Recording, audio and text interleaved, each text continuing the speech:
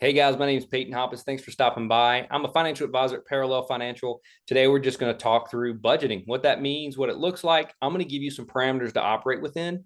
And people who are married love this because it gives each spouse a little bit of freedom to spend money, but also parameters so you don't overspend collectively. So let's jump into it. So a budget really only counts if you're taking what you earn and you're allocating each dollar towards a category of where you're going to spend it. So creating a monthly budget leads to greater financial success because you know where your money's going. Online tools, and I'm going to get to those in a second, as well as writing out a budget, whether you even do it on paper or through an Excel spreadsheet.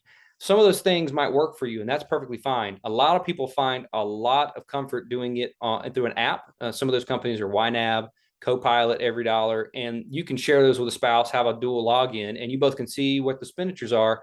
But sometimes people like to do it on paper first. Either way is fine, but please just do at least one of those and you'll be more successful with your finances. Budgeting with after tax dollars. So we're only going to be talking about money that comes into your bank account after taxes, contributions to your 401k, health insurance, those types of things have been taken out. So with your after tax dollars, what you're going to do is you're going to spend it 50%, 30%, 20% in these categories. So household spending, we're going to get into each of these in a minute, is 50%. Lifestyle spending is going to be 30%. And then financial obligations, things you should be doing and you're obligated to pay, are going to be in the financial category. That's the most important category, but we're going to talk through how to get there and then what are some best ways to manage that. So your household budget really should look like you're spending money on your mortgage or rent. So that counts as one. You're probably not going to have both, but that goes into this category. No other debt goes in here, no car loan, no student loan. It's just the mortgage would be considered part of your household expenditures. But then it goes into groceries, car insurance, gas for the car, HOA fees, anything it takes to run your household. If your house sat for a month, what are the bills you're going to have to pay but to keep it up as is? That's what would consider household spending. The 30% is lifestyle. Now, this is money you can spend however you want to spend it. You can spend it in any way you want to spend it.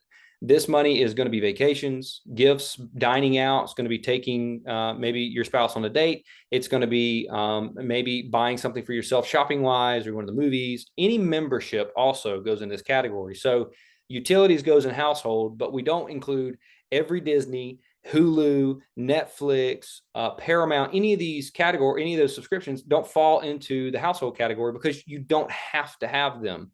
I would argue you can have one of those in that category if you want to equal it out, but you don't need every subscription. So maybe your cable goes in that category or your online streaming TV, version of that goes in that category, but not the rest. So one thing in the 20% I want to point out is that we can spend more here than we can spend in the other categories. You cannot spend 35 or 55 in the other categories, but you can spend 25 or 30%. And that would be through targeting either paying off debt or investing more, saving more. So your debt payments for anything, car loan, student loan, credit card debt, any extra payments you make on that come from financial obligations. Your any insurance you have, long-term care, life insurance, disability, come from this category. They're financial obligations to maintain what you're protecting for those insurance purposes. Investing and savings comes from here, and that could be investing in real estate or stocks. It could be saving up for a house or a car. They come from this category. So every time I spend or save or invest money, it would be deducted and maybe move to the savings, but you would still note it in the 20% category. So again, it's healthy if you're putting more money in this category to pay off debt or maybe invest or get ahead or save up. That's fine, but you have to decrease probably one of the other categories. So if you have any questions on budgeting, you want me to dive in that with you, I'll be glad to help you through a budget, kind of walk through it. And any questions you have, give me a call, okay, at a number below, or shoot me an email. I'll be glad to chat with you. All of this is just trying to get the foundational pieces ready for your finances. And so I'm glad you stopped by to check it out. Thanks for sticking with me. You guys have a great day.